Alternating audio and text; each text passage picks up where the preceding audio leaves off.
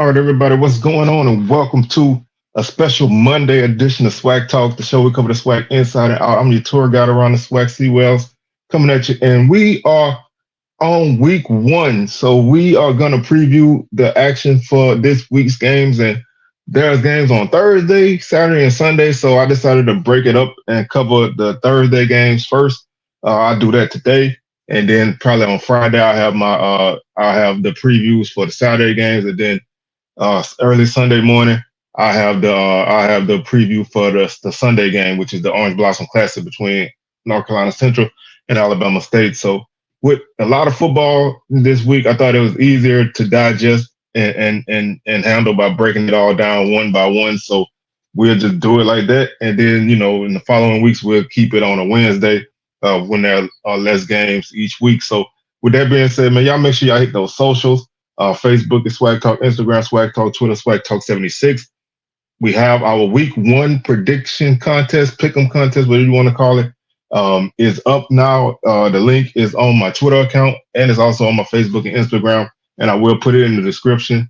To be eligible for all the points for the week, you have to have your picks in by Thursday at 4 p.m. Central Time. We will be awarding a prize at the end of the season, and that will be a championship belt going out to the person with the most points at the end of the season. We're going to run this contest all the way through the Celebration Bowl, so you can you have plenty of time to get in on it. Pretty much everybody was successful last week. We had 15 picks, I think, and 14 of them were right. So right now we have 14 people sitting there with 1 point, and so it's going to be competitive from here on out. Also, don't forget to like the video and share and comment your thoughts on these Thursday games, and what you expect, what you kind of think that we'll see this week, and what your expectations are for these games. Also, subscribe to the channel. We have crossed over 1,300 subscribers, so that's a good mark. Definitely appreciative of that. I thank everybody for that, and we're going to continue to do what we do, and we're going to continue to grow as time progresses, and we make our way upwards and onwards, and hopefully up to 2,000 at some point. So again, thank y'all for doing that, and thank y'all for taking the time out and supporting us from the start, because we couldn't do any of this without y'all, and that's just where we stand right now. So like I said, there's 3 games this week. There's Pine Bluff taking on Pine Bluff taking on the University of Arkansas, Alcorn at UAB, University of Alabama Birmingham, and of course Jackson State at Louisiana Monroe. So there's some pretty solid action there, and I'm excited for all. So our first game that we're gonna talk about today is Pine Bluff at Arkansas. Again, this is an in-state game. Golden Lions and Razorbacks kicking off the season. And this is going to be one of those affairs that, I'm not really looking at too much into it, because I think, Pine Bluff has, they still have a lot of work to do. But, we're going to take a look at this game and see where we stand. This game is, of course, on Thursday, August 29th at 7:30 p.m. Eastern Time, 6:30 p.m. Central. It's in Little Rock at War Memorial Stadium, so it's not in Fayetteville. So it's not necessarily a home game for Arkansas, but it's still a home game for Arkansas. And it's a pretty neutral game. Both teams coming off of subpar seasons. Last season, Arkansas was 4-8. Pine Bluff finished 2-9. The key for Pine Bluff is can they compete? Can they make some plays? Can they force some turnovers? Can they do anything to make Arkansas uncomfortable? Pine Bluff defense was gutted after last season on a defense that really wasn't that great. So they have a lot of holes to fill. Offensively, it's the same. They are retaining Makai Higgins as a starting quarterback. He was named starter last week, and they have a pretty decent run attack. Offensive line is gonna have to put some things together. The wide receivers, they say they got some speed and they can run past Arkansas defensive backs. So we're gonna see. That's a lot of heavy talk for a team that hadn't really did a lot. But to me, they have to take care of the football first and foremost. If they fall behind, then they're gonna be in trouble. I think that this is a game that if they can be competitive early, you never know what's gonna happen because this is a team in Arkansas that they're playing um, who is they're looking for some positivity as well. They are starting a new quarterback, Taylor Green, who comes from Boise State, and that's going to be interesting to see how Arkansas's offense handles that. Under Sam Pittman, who is the coach at Arkansas, they've been a team who wants to run the football. Um, they've averaged over 5 yards a carry most years that he's been there, but they have really struggled with turnovers. And so that's one, that's something that they're gonna have to kind of keep in check. I think this is a game that's obviously gonna be a one-sided game. Pine Bluff is a 50.5 point underdog, so there's not a lot there for Pine Bluff in terms of the odds. The over/under is like 56, so that's like a score of like 50-6. Um, there's not a lot being looked at here. Arkansas, if they run the ball as they should and they play solid defense, then they will be fine. Pine Bluff has to be able to control the clock. They're going to have to try to be able to put together some drives. They're going to have to be able to maintain some positivity and, just find a way to survive this game because, like I said, you have a game against Arkansas Baptist next week, so you want to make it through this game and get yourself in a better position moving forward. I don't like these power games, especially for a team not that hasn't been successful. You're putting yourself behind the 8 ball early, so you want to just kind of come out and play as clean of a game as you can and give yourself the opportunity to even make something happen because right now there isn't a lot there for this team, but stranger things have happened. Like I said, you can catch a team like this maybe looking ahead because Arkansas they play because Arkansas plays Oklahoma State after this. So if they kind of looking ahead, they got Arkansas State and Auburn the next couple of weeks. If they kind of looking ahead, maybe you can kind of creep up and get a couple touchdowns in.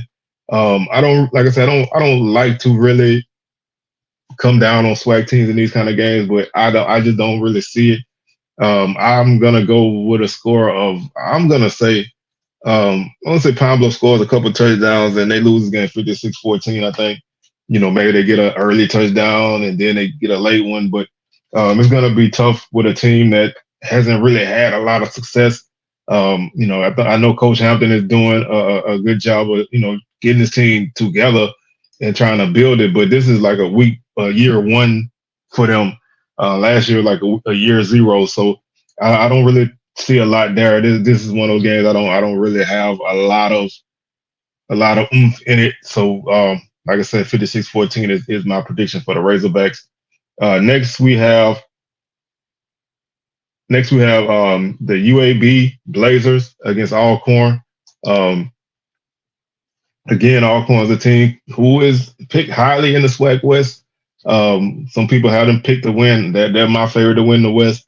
Again, this is a team who has some questions on offense. Defensively, they still should be solid. Coach Cedric Thomas is his first game as head coach at Alcorn. So, that's something to kind of keep tabs on. You playing against a UAB team that had a disappointing season last year under Coach Trent Dilfer. They want to get off to a good start because they have some games that they can kind of run off in the next couple of weeks. They have Alcorn and ULM and Navy in the next few weeks, so they have opportunity to be able to make some things happen if they can get through this game. Alcorn should be pretty strong on both sides of the ball on the line of scrimmage, and defensively, they have been known to force turnovers, so they can do that like they did last year, and they can get some pressure on the quarterback. I think they can have an opportunity in this game. Again, Thursday, August 29th, 7 p.m. Eastern Central Time, Protective Stadium in Birmingham. This game is on ESPN Plus. Last year, UAB was 4-8, Alcorn was 7-4. Again, a team coming off of a poor season. Recently, UAB's been a kind of team that's been a pretty successful team, but they had a down year last year. Alcorn, they're gonna want to run the ball. They're gonna they have a great tight end and Truck Griffin, so you want to kind of get him involved. You're breaking in new starters at receiver and running back and quarterback, so your skill guys are gonna be new starters. So that's you're gonna want to see good continuity there, and you just want to see clean football and just cut out any self-inflicted errors, and give yourself opportunity. Defensively, like I said, they should be able to force a few turnovers here and there, and get some pressure because the strength of this defense, it is gonna be just being aggressive and being tough. They just, Alcorn, they just have to kind of be solid, for some third down stops, and find themselves in positive position. Like I said, there's not a lot there in terms of continuity. So you kind of starting fresh.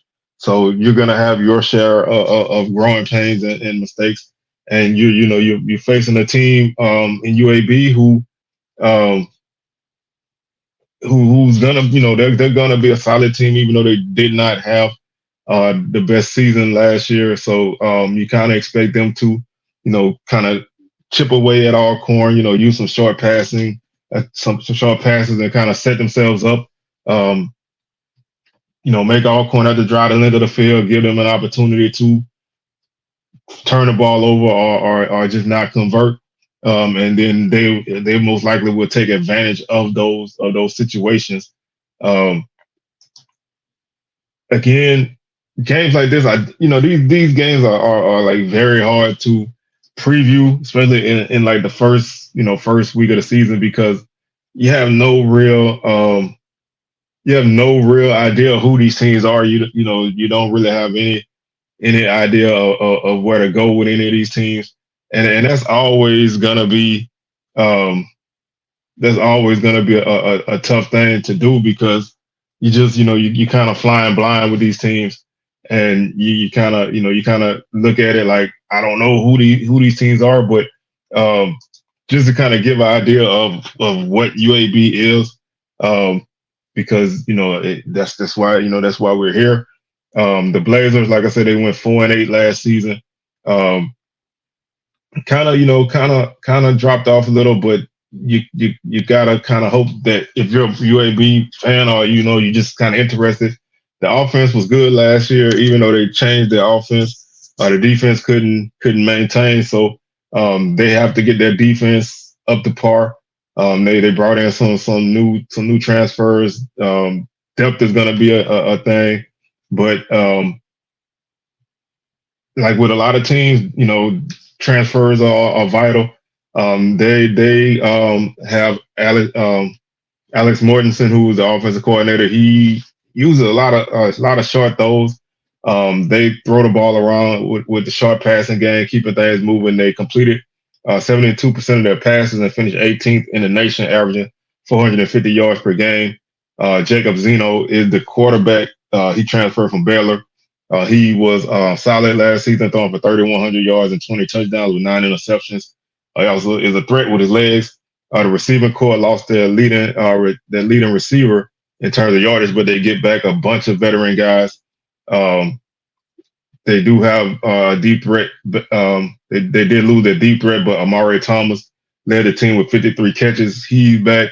Um, Bryce Damos is a reliable tight end. And offense is going to get the ball to at least 8 guys on a regular basis. The O line was they struggled last season, so that's something that they want to see clean up.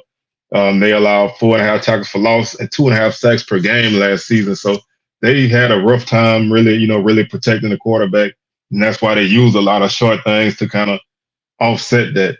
The running game wasn't that great, but they averaged 4.5 yards per carry.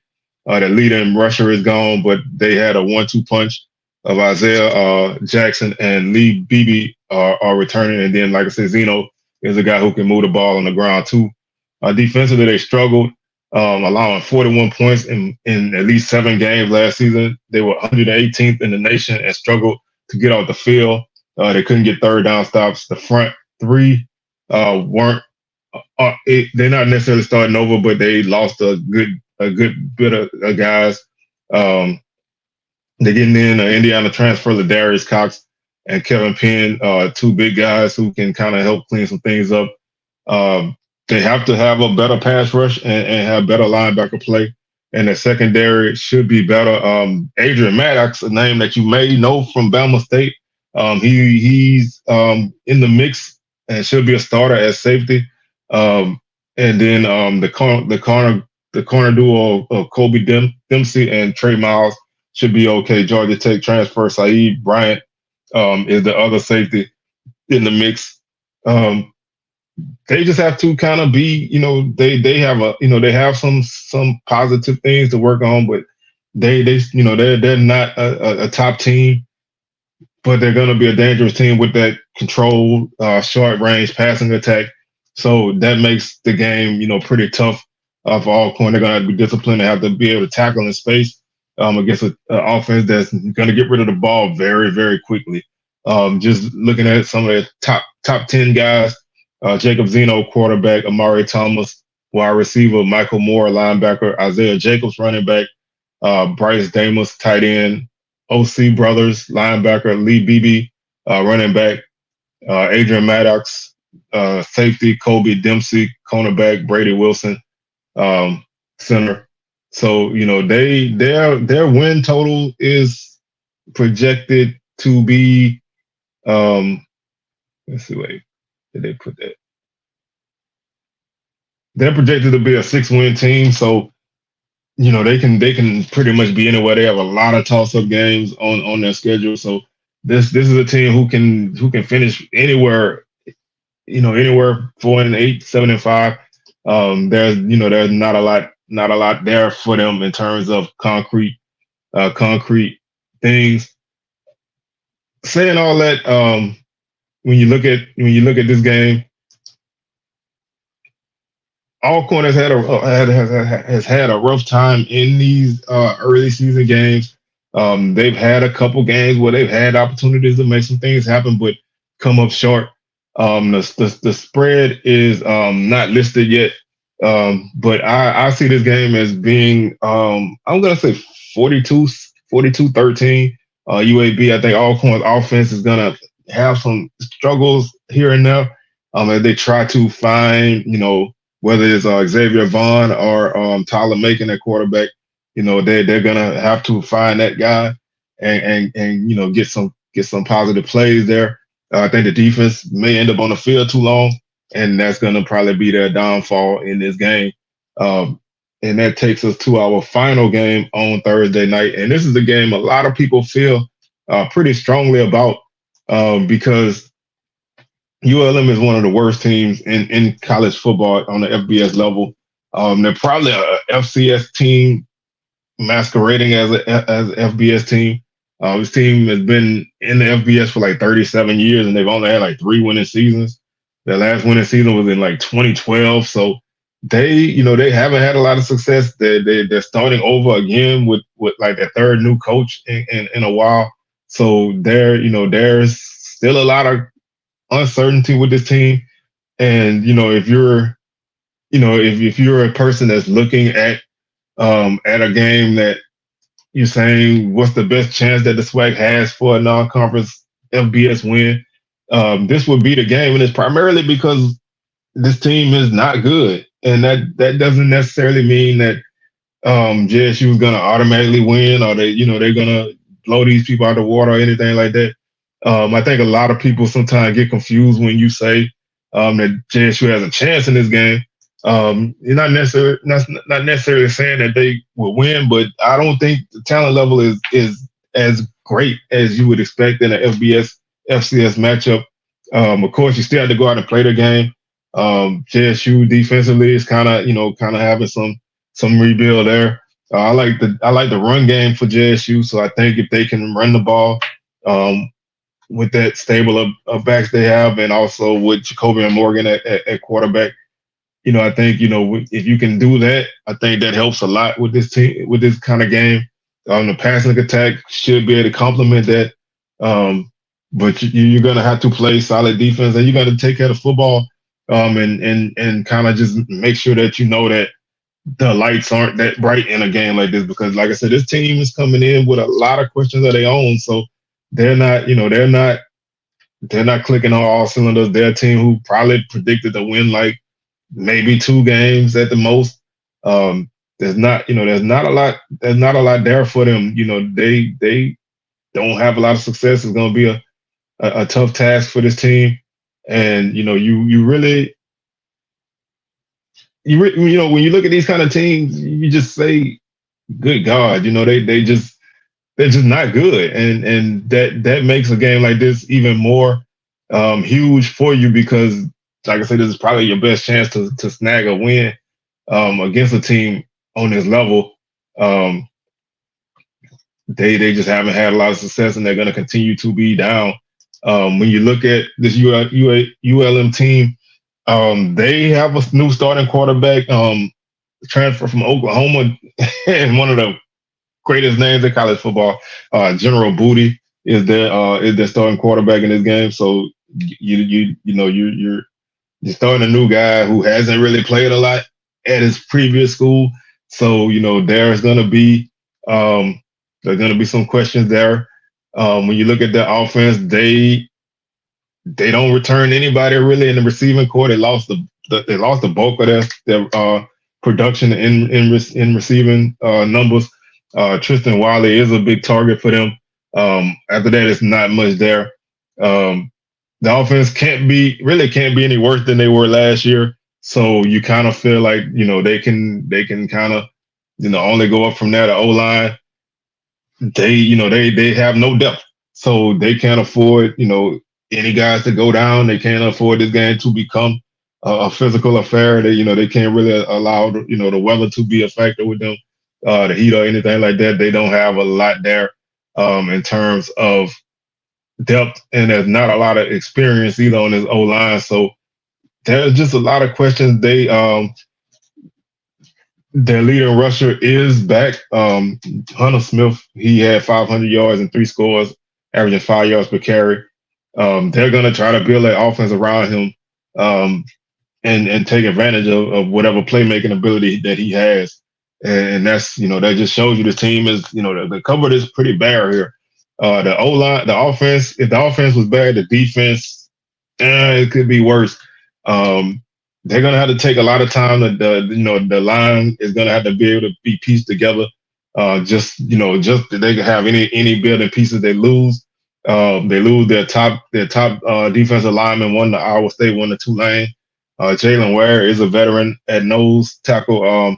James Smith is a promising young pass rusher on one side. The linebacking core might need the most work, but they do have some guys coming in.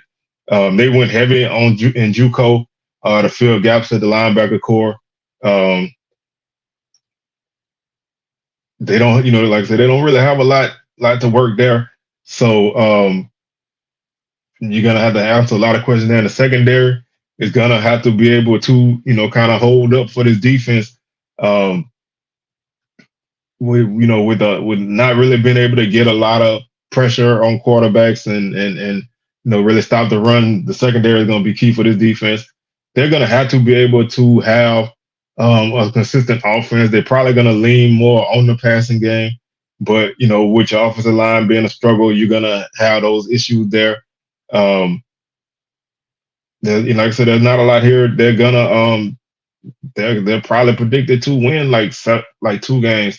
So there's not much there. This team only converted 35% on third downs last season. So not great there. And that's something that you probably won't see improve this season. And this game is probably going to be a slugfest because I think this team is just finding the right way to win. They're probably going to be an underdog in every game they play except for this game. And the spread in this game is like 7, I think, or 7.5. So they're not even heavily favored in this game, and that's one of the reasons why you have to feel confident if you're looking at this from a JSU perspective, to be on the road in an FBS game and you're only a 7.5 underdog. the opportunities are there. They're expecting this game to have a pretty decent point total. Over under is 60.5. So, they're looking at some points being scored. If JSU can get out in front, anything can happen. I think that this is a game that, I want to see JSU win this game, and I think they have a decent chance. I think ULM is gonna eke it out, man. I think they're gonna win by like 3 or 4 points. I'm gonna say 27-23. I think it's gonna be a late stop. ULM is probably gonna have to get to win this game. Um, the odds of JSU winning this game, are pretty solid. Like this team this is probably the worst team in FBS football. So I think if you have the opportunity to beat this team, this is the chance. The game is at 6 p.m. Central Time in Monroe at Malone Stadium, ESPN Plus. So make sure y'all tune in. And like I said, we moving SWAC Smoke to Wednesday, so we can watch all the Thursday football. So y'all make sure y'all keep it there with us on Wednesday at 6 p.m. instead of Thursday, because we're gonna be watching football on Thursday. So like I said, I think JSU does have a chance to win this game. I know a lot of people look at it like, oh, that's an FBS team. This JSU, this what. But I do think this, if you're gonna play an FBS team, this is probably the best one to play for you. Now, if you start making mistakes, then your opportunity to win this game are gonna drop. You have to play a pretty clean game. You gotta make sure you don't have any crazy penalties or turnovers, and you got to limit any big play that they hit, because if they can ever get any kind of positivity and momentum, that's gonna boost ULM. So you want to keep them where they've been, kind of like that here we go again type of thing. So with that being said, like I said, I say ULM 27, JSU 23. I do expect this to be a pretty entertaining game, and possibly could be the SWAC's first FBS victory, in a while. So I'm gonna go with that, and I'm pulling for JSU in this game. I'm pulling for Pine Bluff, pulling for Alcorn. I'm looking for a good SWAC week altogether, regardless of the win or loss. Just looking for some good football to be played. And so, with that being said, man, I'm your tour guide around the SWAC C Wells. Tomorrow we have a special live show at 7:30 p.m. Central Time. I'm gonna be joined by Dustin Helton from Southland Sermon. We're gonna talk about all the SWAC MEAC Southland SWAC Southland matchups. I don't know why I said SWAC MEAC. SWAC Southland matchups this season. Give y'all a heads up on what to expect from teams like McNeese and Nichols and UIW, Texas A&M Commerce, Northwestern State. We have a lot of Southland SWAC matchups, so I wanted to kind of get at Southland perspective. So that's going to be coming tomorrow. So y'all make sure y'all keep it locked in. It's going to be a live show, so y'all make sure y'all tune in. And then, like I said, Wednesday we have SWAC Smoke live at 6 p.m. Central, 7 p.m. Eastern, and then Friday we'll have our part 2 of our week 1 preview. So that was a lot of SWAC talk coming at you this week. So keep it locked in all week long, and don't forget to join the Pick'em contest. Like I said, link will be in the description, and we will catch y'all on the rebound. Peace.